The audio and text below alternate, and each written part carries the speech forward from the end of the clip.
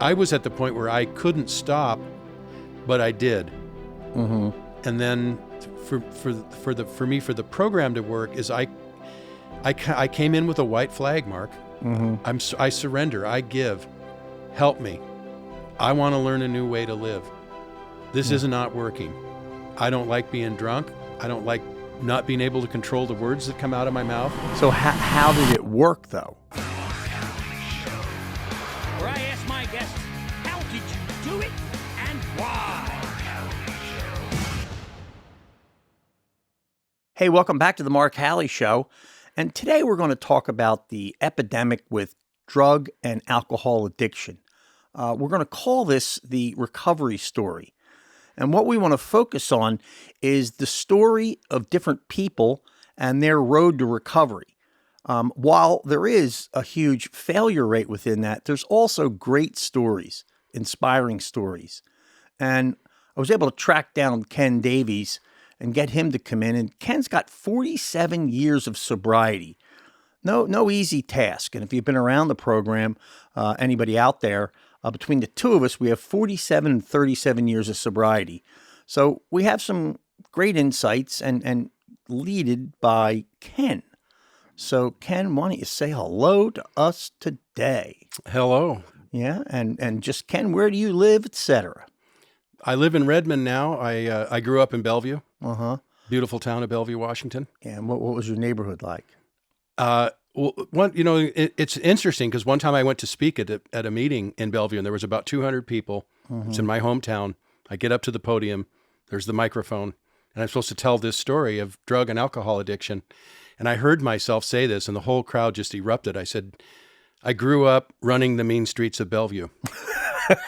Because when you think about it, it's hard. And I mean, my grandparents lived on Hunts Point in a waterfront mansion, and my grandfather was a millionaire. And they took us to Hawaii for spring break every year. That's tough. And so what I said is that where I fell off is that the Mercer Island kids got to go to Maui, but I had to stay in Honolulu. And that was really the first beginning of the low rent crowd. So really what I do when I share, like from a podium like that, I might try to start out with something, light to loosen up, the crowd up or whatever. And then what I say really is my story is what happened inside, what happened to me. Yeah. And then at some point, it didn't matter where my grandparents lived or where I grew up or how much money everyone had. It was how I felt about myself. And what was that? It was really bad. And I was young. I mean, when you say I have the 47 years of sobriety, I mean, it's hard to get 47 years when you're only 39. Yeah. But I mean, unfortunately, my age number has gone up with it. But I took my last drink when I was 16, and I took my last smoke of marijuana when I was 18.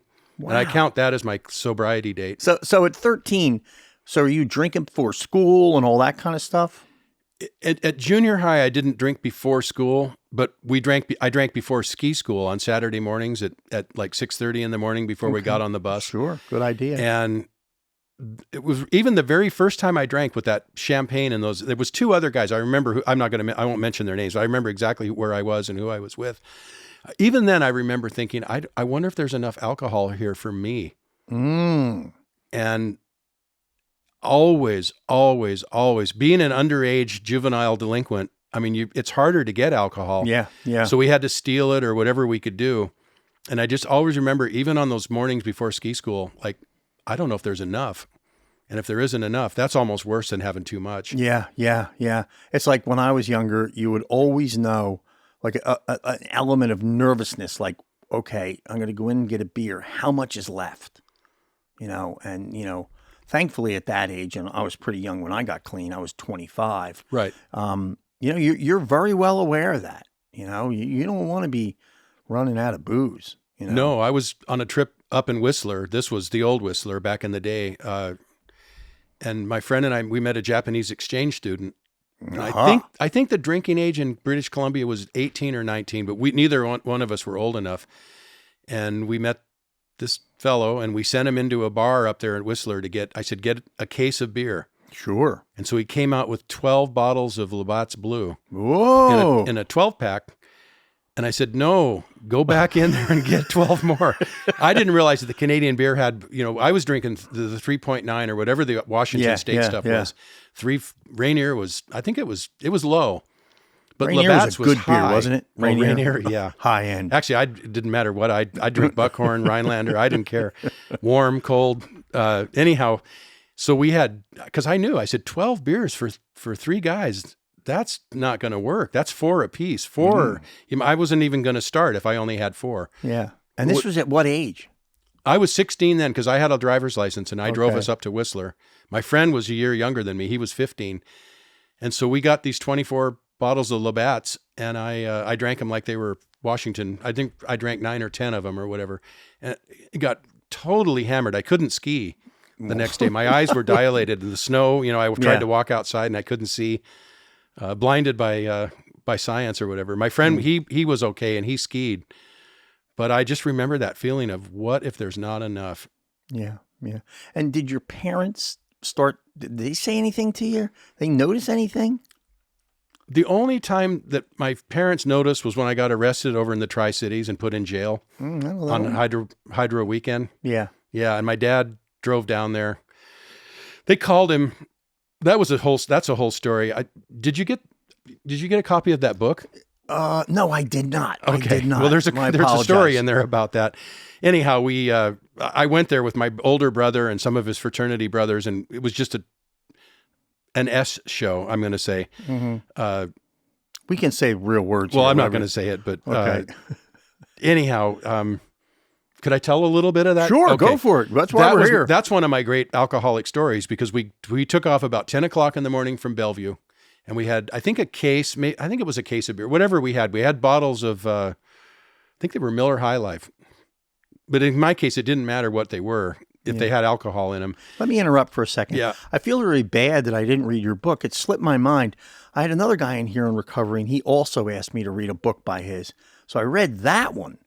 But then yours slipped my mind, so that's enough. I'll talk about it a little later. You don't need to read it to interview or to talk to me. So back to the S show. So the old I-90 used to go up through Echo Glen, and then the road dipped down and went through North Bend. You came to the traffic lights and everything. Yeah. But it was a beautiful day. It was it's the weekend between Seafair. I mean, it was like the end of July. It was a perfect day, and we had cold beer, and we had weed.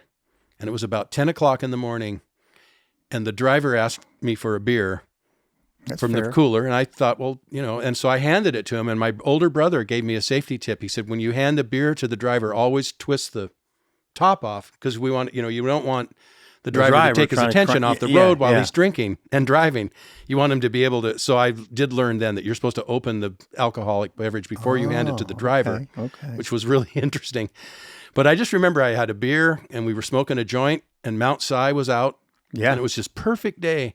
And I remember thinking, how could life get any better than this? This is the glorious moment that I was seeking. Yeah. In alcohol.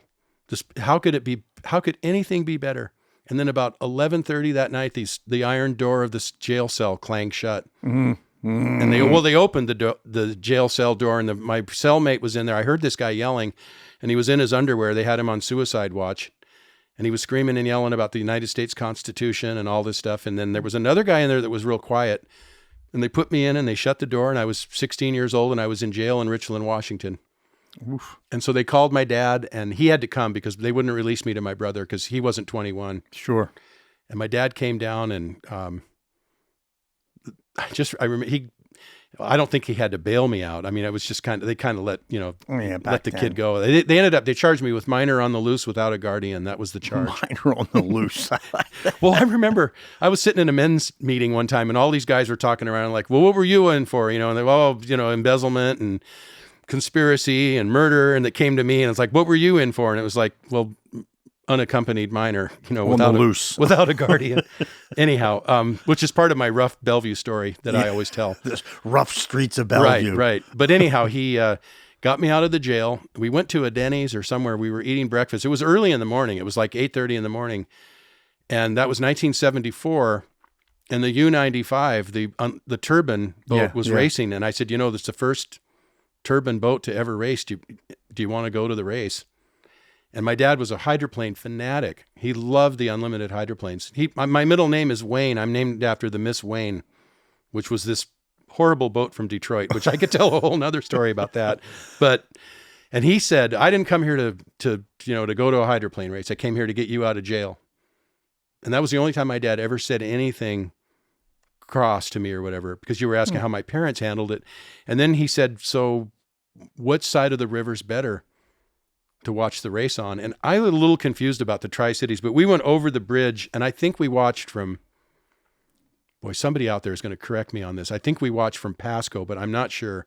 But we went in and we watched most of the race and then got in the car and came home. And he did tell me that not to worry too much because he'd been in jail once. Oh, really?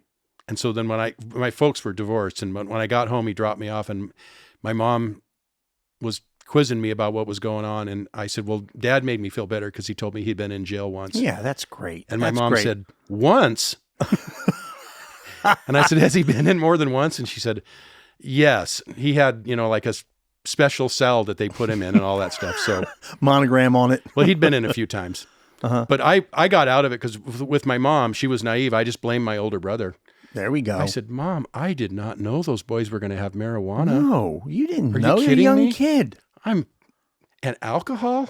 Are you kidding? I didn't. If I had horrified. Known that, and I didn't know, and I thought they had a place lined up for us to stay at someone's house, and we went there with no plan. We didn't have a hotel room. We didn't have a tent. We didn't have sleeping bags. We were just going to sleep in the car, I guess. Yeah, why not? So my mom bought it. She bought my story. Oh, she bought in. Oh, she did. And wow. I actually never got apprehended by her for being too intoxicated or anything, because I snuck around and did it kind of behind her back. And what was your old man in the hospital? What was he in prison for? Well, he wasn't in prison.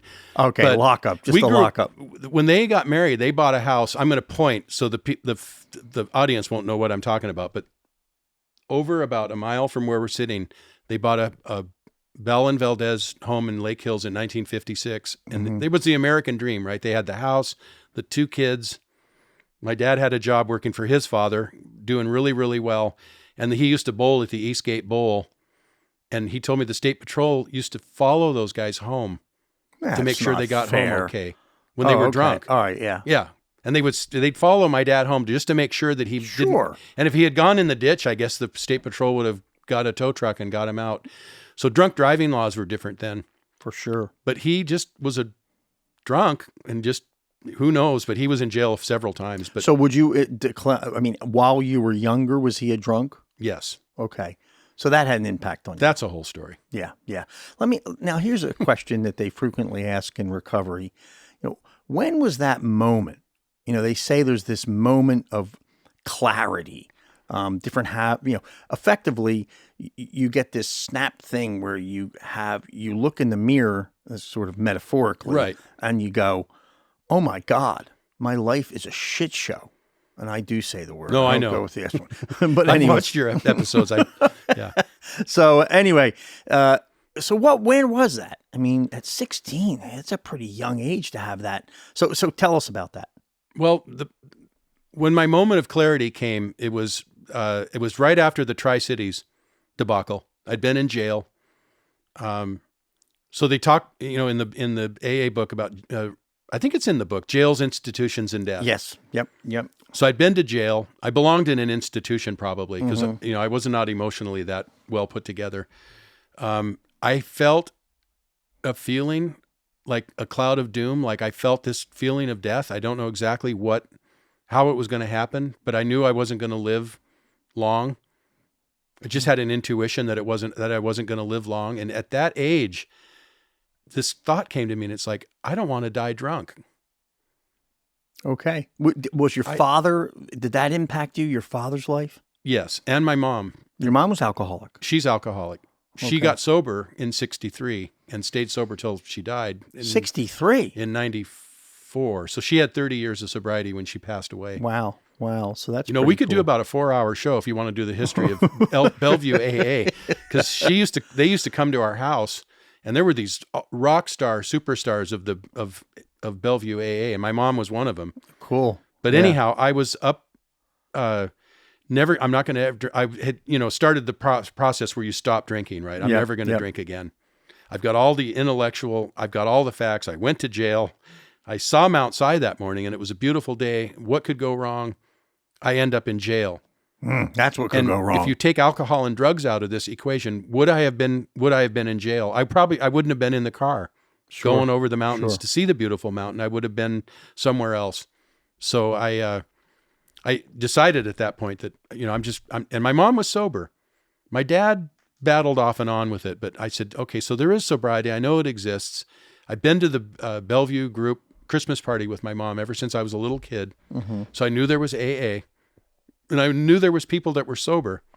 So I just thought, I'm going to get sober now and I'm never going to drink. I'm not going to drink anymore.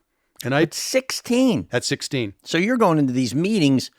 Oh my God. Well, no, I went with her as a kid. Okay. So then at 16, coming out of the jail in the Tri-Cities, I made it through Seafair. So I stayed sober about 13 days, I think. There we go. Good 14. work. I put 14 days together. Yeah. And my buddies, there was this grocery store in Seattle, the Diamond Market. It was in the Central District, and Diamond was the guy's name that owned it. And Diamond would sell beer to anybody that wanted. And we had some of those in especially Philadelphia. with cash. Yeah, yeah. And, the cash register never rang up when Diamond sold beer to us. So buddies they're going to Diamonds. And I thought, I did actually, they say story problems, you'll never use them in real life. But somehow I came up with this idea that if I could figure out how to drink 8 beers, 8, I don't know why I picked the number Not 8. 7, 8. But well, maybe it's one a day, 7, plus one to just cap off. No, this is in one night, of course. I'm not spreading it out. Excuse me. I thought what I was saying earlier, 6-pack's definitely not enough. Nobody drinks a 6-pack. No. I mean, that's just, why even start? Exactly. And then I thought 12, I could get the whirlies and go into a blackout at that. And my tolerance was decreasing even at the age of 16. That's what they say happens. And so I thought 8.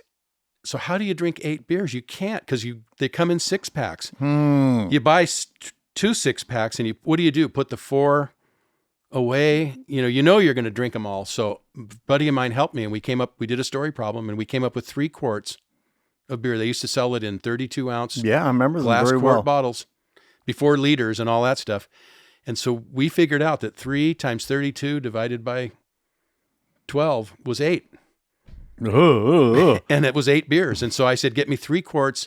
And I said, I'm tired of these Washington beers. Get me something made east of the Mississippi. Pop. So they got me Schlitz. Oh, I'm Schlitz. Milwaukee beer. I remember that. I remember Schlitz so then very I well. And this is alcoholic insanity. I thought, okay, I'm going to change brands. I'm going to always eat a good idea. A ham sandwich. And I think it was wheat bread the last time. So I'm going to do rye bread. And I'm not going to use mayonnaise, but I'm going to use mustard.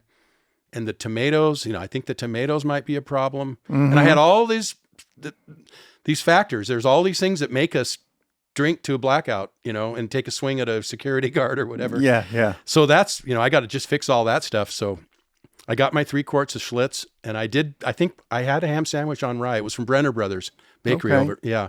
And so I thought ham, rye. It was the caraway seeds that I think that screwed me up. Oh, yeah. Let me interrupt for a moment. You hear that all the time with people who are like, oh, all these different permutations and combinations. I'm going to only drink wine. I'm not going to have any whiskey. In our case, I'm not going to smoke weed. Right.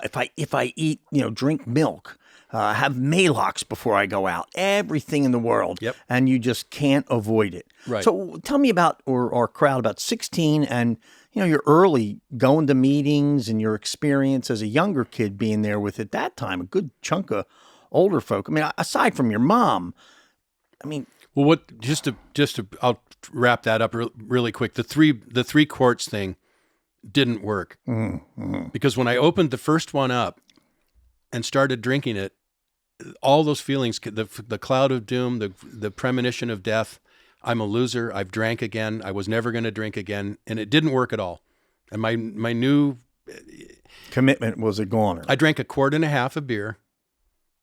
I was halfway through the second one. I put it down. I gave it to my friend that I was sitting with. And I gave him the full one. I said, you can have these. I said, because I'm never going to drink again as long as I live. That's my last drink. At 16. At 16. Wow. And then the other night I do a lot of Zoom California meetings now. And I said in the meeting, I believe that the clean and sober universe is always there when we use, it exists. And I said, for me, there was 2 times in my life where this little warp opened up I'll say the cosmos, and I had a chance, and I stepped into the clean and sober universe. And I did it for the clean and sober universe 2 years after that beer experience. And I walked in and I said, I want to learn how to live clean and sober. I don't want to use drugs and alcohol anymore. And how do I do it? Because I'm insane. I keep doing it. I can't stop, but I need to stop. And so I believe now it's like a warp in the cosmos. No, I agree. I mean, because sobriety is always there. It's just on the other side that then I just had to step through that into it. And once I did, then I became willing to go to any lengths, like they say in the book. And then it says in the end of the 12 steps and 12 traditions that I became open-minded to conviction and as willing to listen as the dying could be. I stood ready to do anything that would lift the merciless obsession from me. Pretty cool. And that's where I started. I had a similar experience. Mine was mostly depression, anxiety, and doom. And of course, all the other things, just twisted and turned. I was pretty young, again, 24, 25. I had a traumatic event with my mother dying and saying something to me when you're about, don't be that way when I leave the earth. And big Irish Catholic family, neighborhood in Philly, so there's no shortage of examples. But that's where maybe 4 months later or something like that, really for me, it was just, I'm going to go nuts. Right. I'm just going to I'm going to fall off and just be.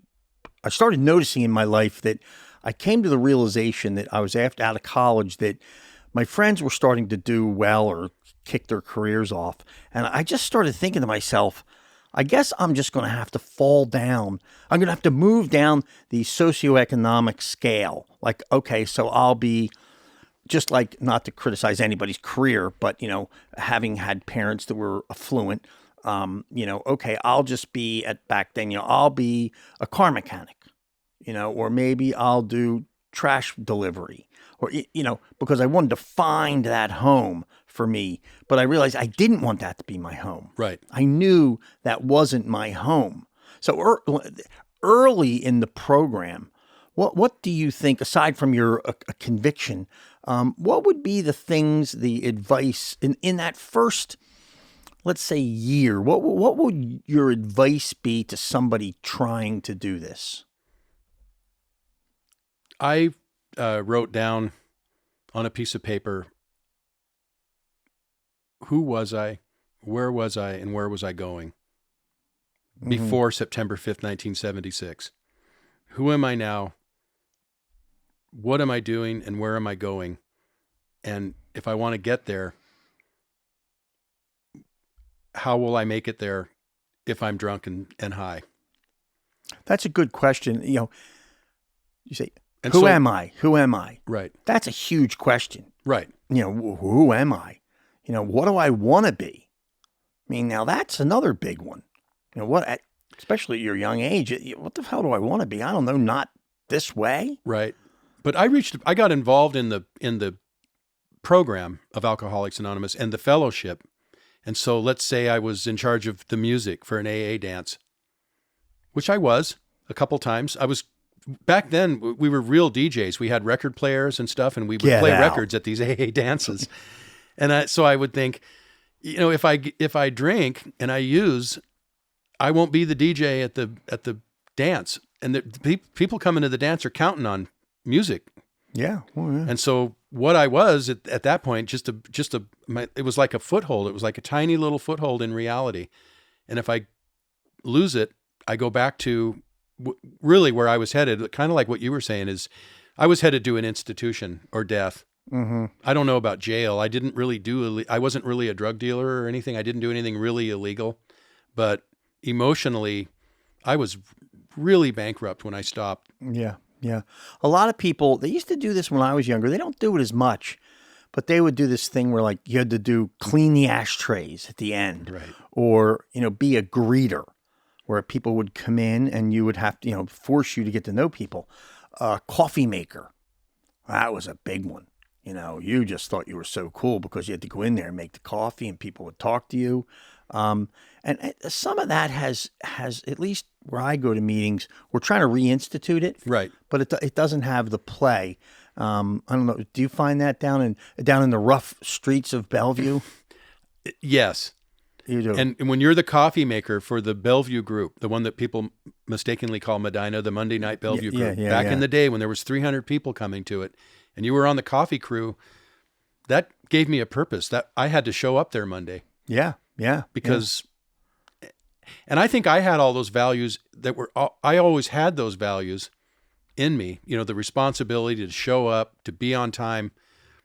All that stuff gets thrown to the wind when I was using and drinking. But but now that I've taken away the drugs, the alcohol, I got to be at that Bellevue St. Thomas Church on Monday night. It's a good responsibility. With those big coffee urns. And we had to start at like 6:30, getting them going. They give you a key? I didn't have the key. Ooh. But I had a few keys to churches over my career. But so you asked earlier though, what like a person in their first year, the thing I think that, and I was talking to a friend of mine, a Zoom friend in California that I met. They said, people come in and you get involved in the program and the fellowship, which really the program and the fellowship are two different things. Yeah. And a lot of people just get into the fellowship part of it and they go to meetings and that's their sobriety. I'm in the fellowship. I go to meetings. And I told this woman, I said, at some point I had to separate. And I think people have to separate from fellowship and program because the fellowship is flawed. It's flawed because the whole society is, we're all alcohol. What's the first thing we say at every meeting we ever go to? My name is so-and-so. I'm an alcoholic and a drug addict. Yep. And so we're in there and so I had to separate from that because the program is really where I find sobriety. Mm-hmm. And I found somebody from the fellowship that could help me through the steps. Let's describe the program. Fellowship, obviously, is you go there, there's people sitting around, there's a sense of, a fellowship. People are saying hi and you're gathering, just kind of a little bit of a connection. Well, then you go program. Right. Yeah. So what's that? The fellowship to me is going to Denny's after the meeting, going to Smitty's Pancake House. Okay. Softball, all dances, even the conventions in a way, and the retreats, the campouts, all that stuff is fellowship. Program is me, I say sitting alone, one-on-one, maybe with one other person, looking up at the steps of the program. And again, I want to live clean and sober for the rest of my life. So what do I need to do? And that's the work that I do with the program and with the first 163 pages of the book. Yeah. And that's where I discover stuff like this, the warp in the cosmos that I talked about earlier. I think just say the first step, because I think, as everybody says, you can't go anywhere without the first step. And, there's 12 steps in the program, but we're not going to get into every one of them. But the first step is pretty powerful. It's very powerful. And when I speak from the podium, and I've done this. Again, what is the first step? Oh, you want to know what quote it. To prove we were powerless over alcohol and that our lives had become unmanageable. We admitted. Yeah. Admitted we were powerless over alcohol and our life had become unmanageable. People don't like the unmanageable side. No. Yeah. Because they'll say, no, my life's manageable. But if you take a look at it, most people, if you really take a square look at it, it's like, haven't balanced the paycheck, haven't balanced the checkbook. That was a big one for me. I balanced the checkbook. Like, whoa. So, Ken, why do you think the program works? Just why? I think it works because, it's up to the end. It has a lot to do with the individual. And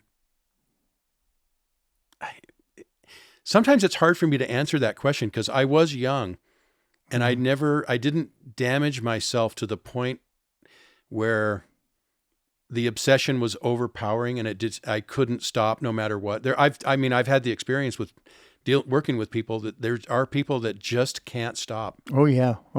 It's sad. And I was at the point where I couldn't stop, but I did. Mm-hmm. And then for me, for the program to work is I came in with a white flag, Mark. Mm-hmm. I surrender. I give. Help me. I want to learn a new way to live. This is not working.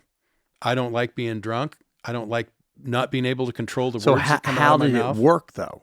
How did it work? I mean, what would you advise? Just how did it work? A combination of what I said, the fellowship and the program, the getting involved with the people, getting into that. They talk about the mainstream or the herd, getting in the middle of the herd, going forward, and then in that herd, finding the people that can help me work the steps, get through the program, and then help other people. But now you got married, you built a family, you maintained a profession. So give us some insight on that. When did you get married and all that stuff? Boy, that's a story. I mean, what a story. Well, we can't go on for hours and hours. Not like you're writing. I met a woman in AA through the fellowship because we were fellowshipping, and we fell in love. We got married. We had an AA house in Bellevue. We had AA people over. We had Thanksgiving for orphans and AA people that had nowhere to go. She sponsored people. I sponsored people. We spoke at conventions.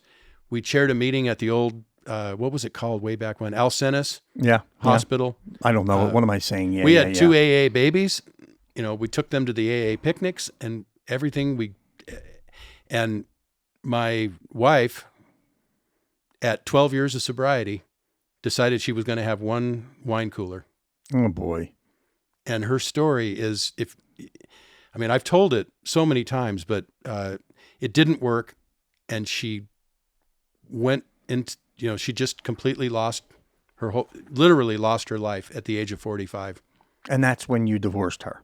We had been divorced for quite a while. Mm-hmm. And I had to get restraining orders. She couldn't come to the school. Oh. It was terrible. She was in the PTA. Kids. And then she ended up, she was completely devastated by alcohol.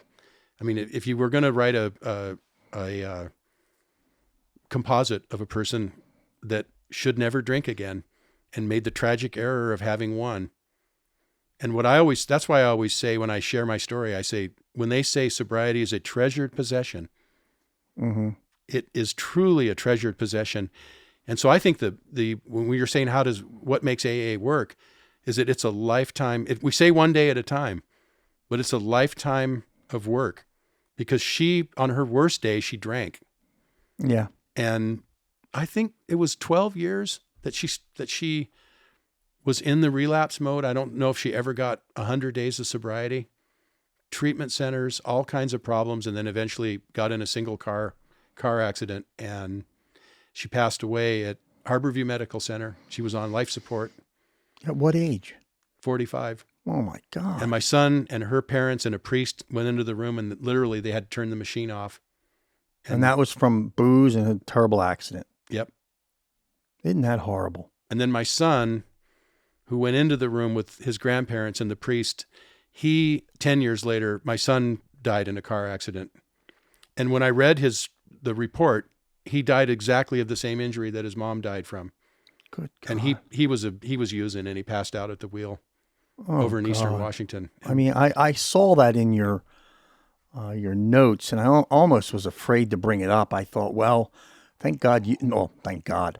I'm glad you brought it up, because it circles into the next phase of our questioning is what's the tough stuff? What would you say are the hard aspects of staying clean? And I know for me as a young guy, it was, and then I'll let you answer here. My sponsors frequently said to me, there's a lot of days where the shit just doesn't work. You got to grind it out. Right. And that may go on for months. And I could say to anybody, I had to grind it out at times for, over 37 years, maybe a year. And then, then all of a sudden, the clouds opened, thank God. But, so with you, what were some of the, obviously your son, but where were the external difficulties that tried to knock you off your pins? Well, those were the two biggest things. I do think, though, just before I'll go into that a little bit, I did get remarried, have a daughter, and she worked at Climate Pledge Arena last night, and she ran the replay. board because she went to college and got Yeah. a degree in media.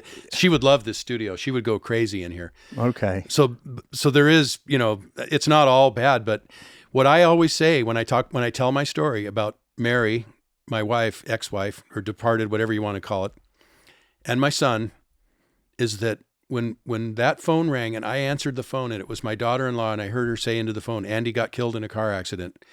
That moment, when you were asking me earlier, was it how does AA work or why does it work? How? What I always say is that, and it talks about it in one of the books about the foundation and about how we're trying to make concrete, mixing the mortar and the sand. That's in the big book of Alcoholics Anonymous.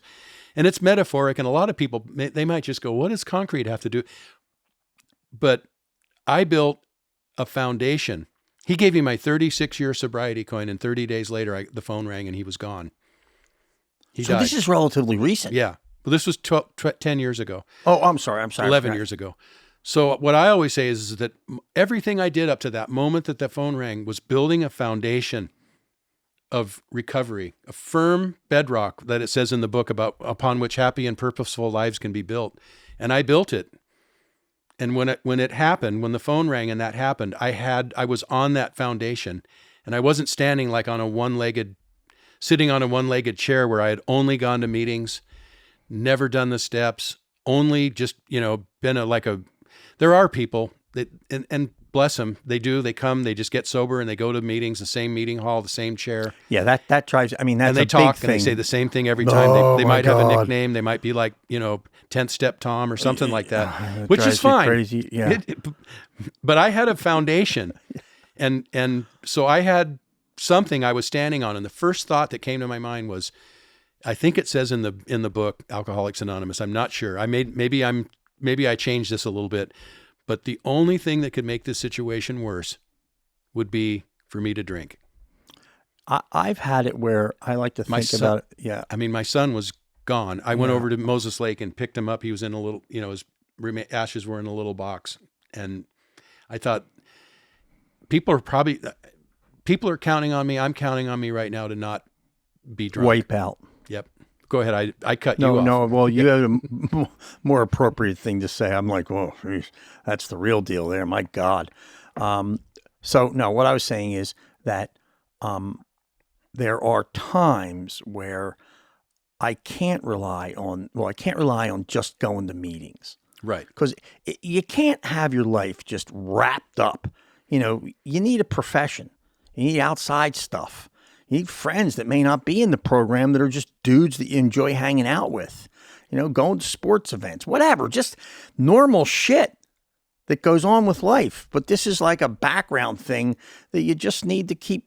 I call it my touchstone. I just need to run back to it, touch it and say, oh, okay, thank you, and head off.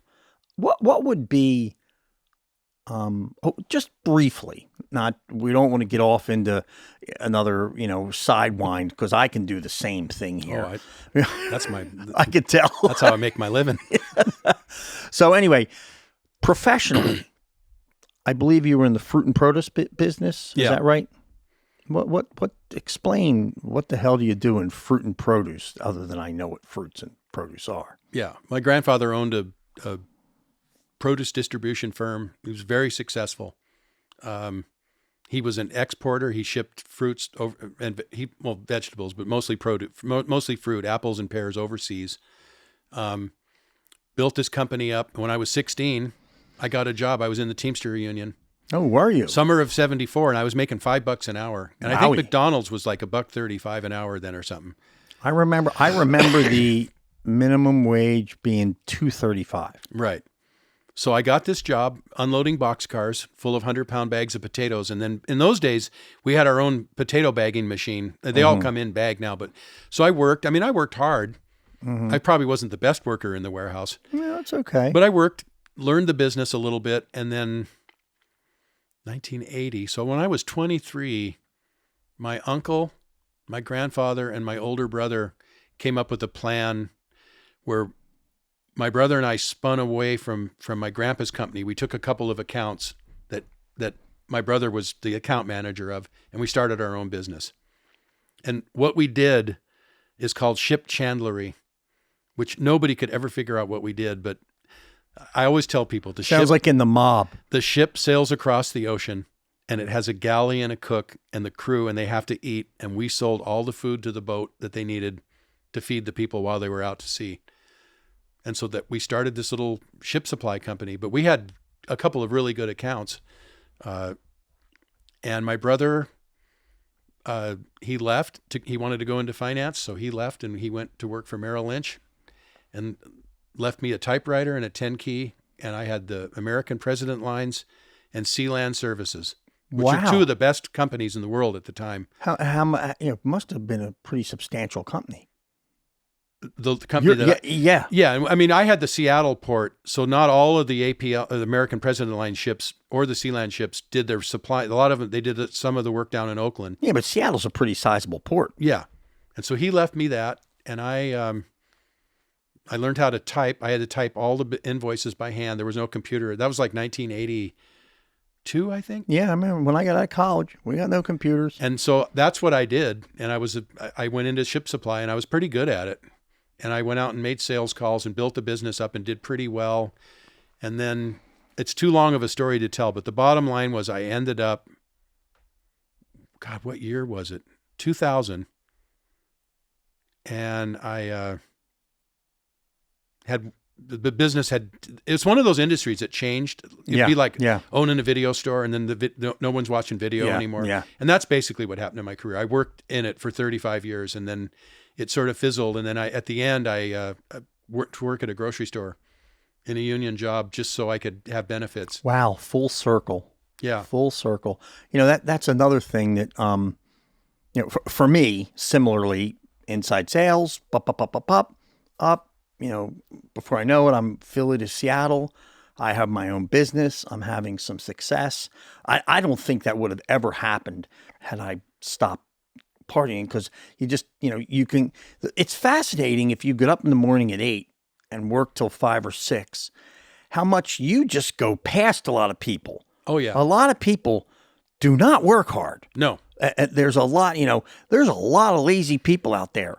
And if you want to run, which a lot of people do, you cover some ground.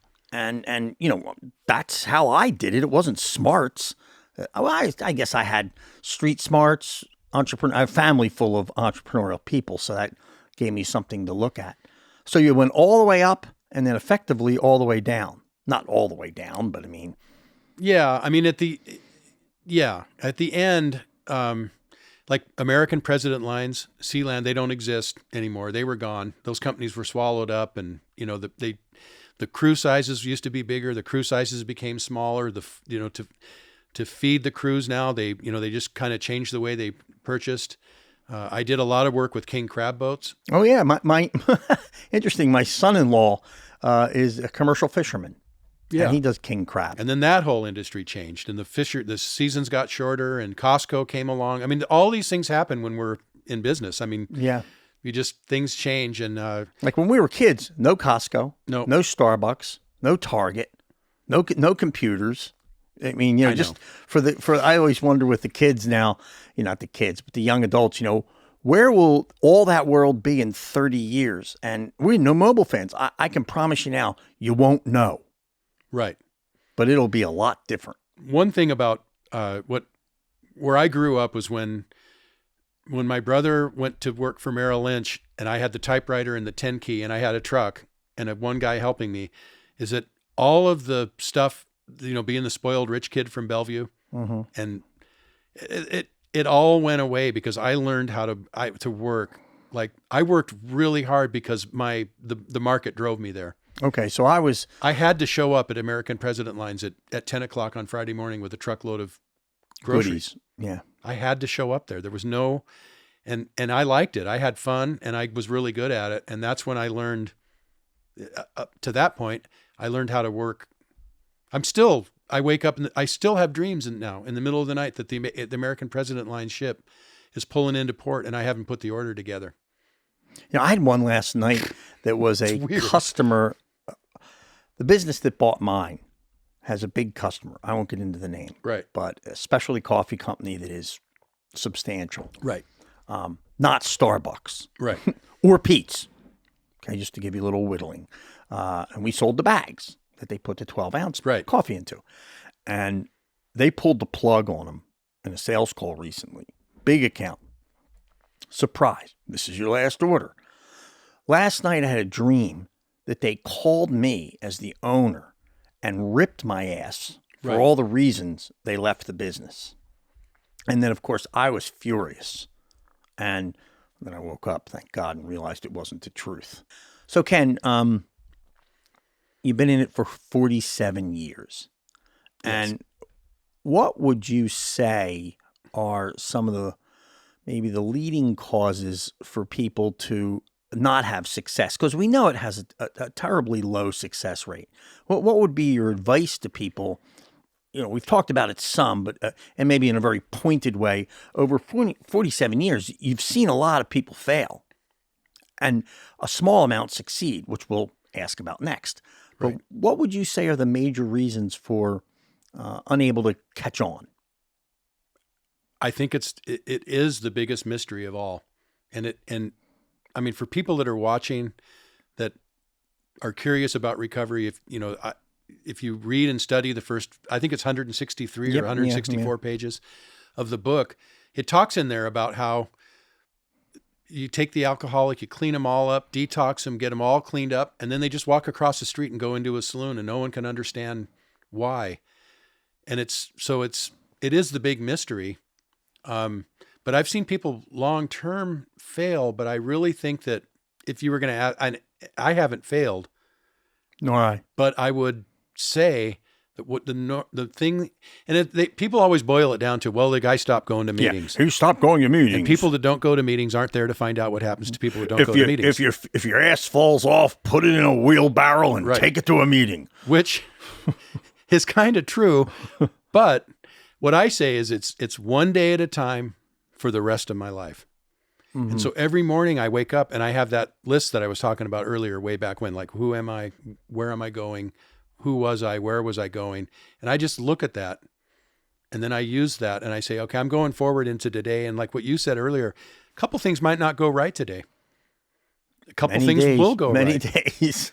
There could be something in my life that even though I'm sober and clean, that I've neglected just because I'm a human being, something I should have done. And today's the day that the finance companies come, whatever it is. And you think that the lack of success is, to some extent, I agree, just it's the ultimate mystery. People just don't catch it. They don't catch it. I don't know why. It's a mystery, but I think ultimately, I think that the addiction is so insidious that you let your people let their guard down to the point, and then that thought comes into their mind and they say, I saw this commercial last night on TV and everyone in the commercial was happy that was drinking. Of course. And there's only this much in the cup. I mean, what could it hurt? And then it's just, boom, here goes. And and it's just insanity. We touched on this before. I think we just want to drill it home.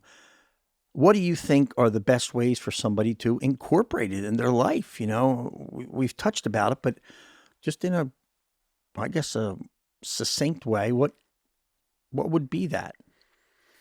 I think it's that what I was trying to say earlier about just getting up every day, and it is one day at a time, so that whatever's going on in that day, my goal is to not use and not drink. And so if I've deteriorated in my recovery to the point where I'm actually going to drink, then I have to use the tools that I know are there to not use and not drink. If it means calling, if it's the easiest thing in the world, calling someone, going to a meeting. But what I was going to say earlier about that, people talk about quality of sobriety and they say, I'm, a dry drunk. And I look at my departed wife and my son on their very worst day, on her very worst day of sobriety, she drank. And so obviously she had slipped in her program to a point, and I just looked at her and I thought, if she just could have reached out or stepped up and just, she could have. A person can start over in their sobriety anywhere if they keep their sobriety. So things can go haywire. You can get into a business. You can get into a relationship. You can get into some stupid obsession about playing checkers. I've seen all kinds of weird stuff in sobriety. yeah. People that go way off the rails, Yeah. Oh no. way off. Mountain climbing, bike riding. Oh yeah. They like to hang off things, try and kill We're themselves. obsessive compulsive people. Yeah. We are. Hang gliding, all that stuff. And chaos junkies. And if you reach a bottom in that and a low point, it's just, okay, I'm not going to relapse. I'm not going to drink and use. But again, like we said, there's just the mystery. There's that moment of where we just don't know what happens. And I have never experienced that. I've had really bad stuff happen, and I just have always gotten up every day and fought and gone forward. Yeah, yeah. So I got one more question before we end with a fill of optimism, which we need, of course. Right. You're freaking writing. The hell's that? The hell are you writing for? What do you got to say? All the time that I was working in the produce industry and the ship supply business, I've been a farmer too, Mark. I've done a lot of stuff. I've dug my own potatoes. Anyhow, I always used to, if I could I want to write a novel, and I was a writer in high school, junior high and high school. I really enjoyed writing. And I did some poetry throughout the years, but and I would martyr myself. I can't write because I'm too busy and I have kids and no one will let me write, and all this stuff. Society frowns on it and everything. And then I reached a point where I retired and I have no excuse now. And so I wrote that first book with my friend. What's the title of that? It's called Letters, a 12-Step Journey. Oh, you talk. And what I started doing was, I just started writing letters to AA.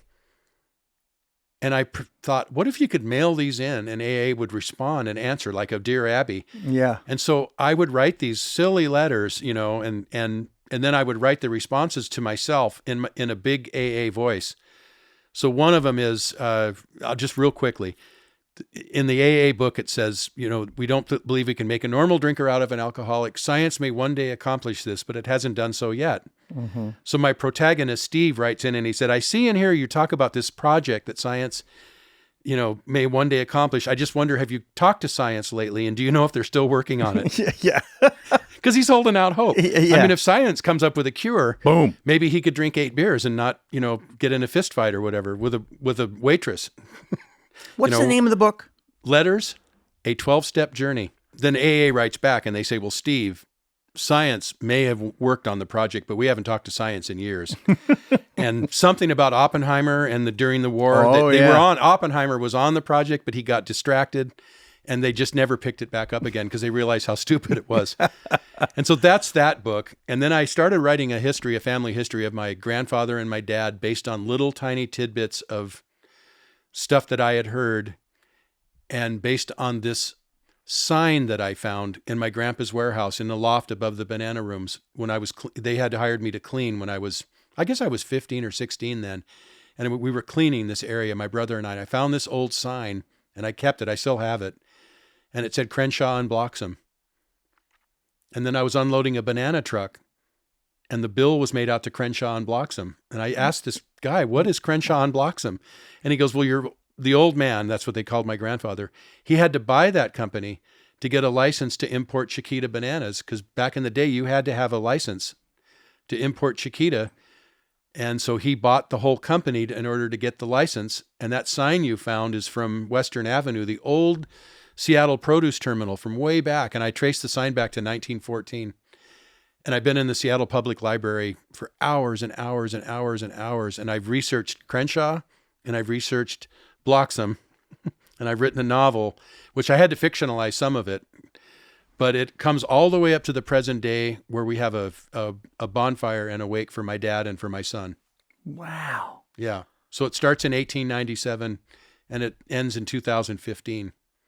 Whoa. And it includes all the history of Seattle and of sports. And that's been published? No, it's not done yet. It's not done yet. I'm 6 years into it. Okay. And 6 years. Someone asked me the genre, and I said it's Forrest Gump meets James Michener. Well, now, isn't that a good little crew? So I took my dad and my grandfather, and I put him in these, like, well, I could go on for hours, but President Harding came to Seattle in 1923 and gave a speech. So I put my grandfather in the front row of President Harding's speech, and then he gets to meet the president, of course, after.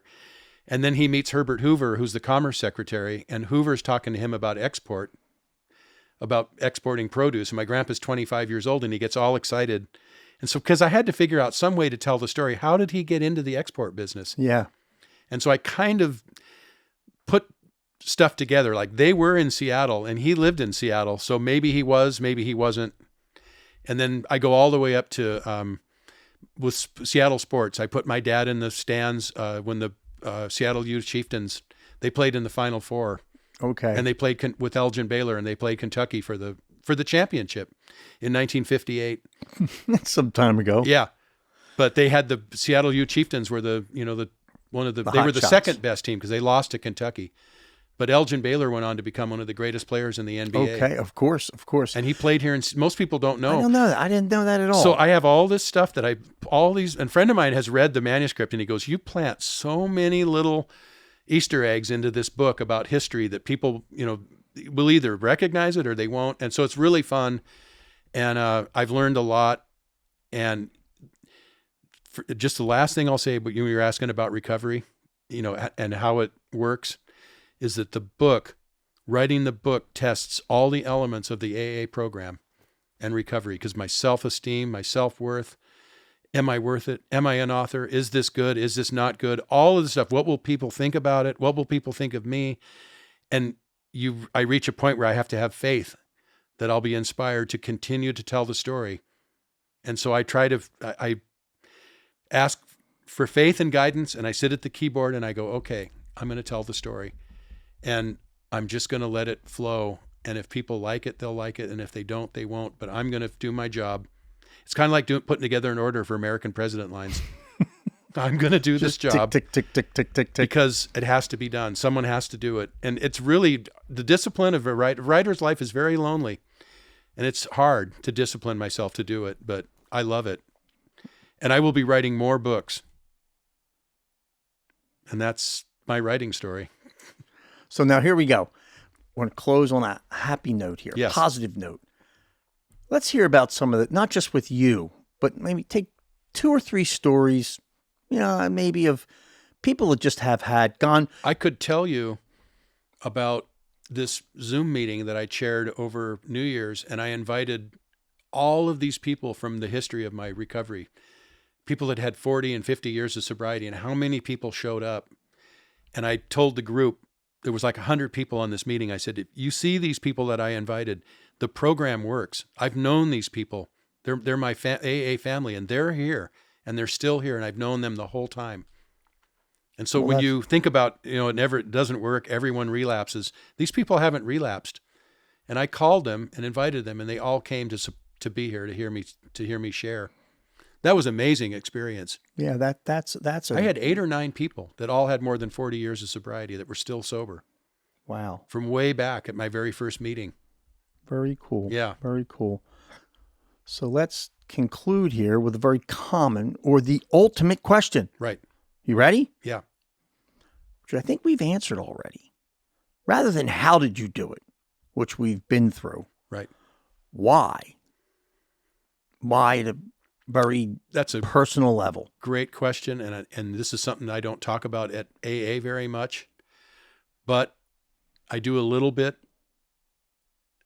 Why for me is because it is the right thing to do. Like, I am responsible to myself and to the people in my life that count on me. And I've always been responsible to show up clean and sober every day. And it is the right thing to do. And that warp that I talked about stepping into earlier, I believe that is God's will for me today. I'm supposed to be here. I'm supposed to be sober, and I'm supposed to be talking to you about it. I do too. Well, listen, Ken, what an optimistic story about recovery. And unfortunately, a lot of people don't get the opportunity to experience it. And for those of you out here who are listening, there's a good story, and I could follow up with the same. Have a good day. Thanks again for getting out here with us. That was awesome. Good. Toodles. Thank you for listening to The Mark Halley Show. If you found this story as intriguing as we did, give us a like, share the episode, and subscribe. For other stories like this one, you can check us out wherever you stream your content at The Mark Howley Show. New episodes every other Friday. Adios.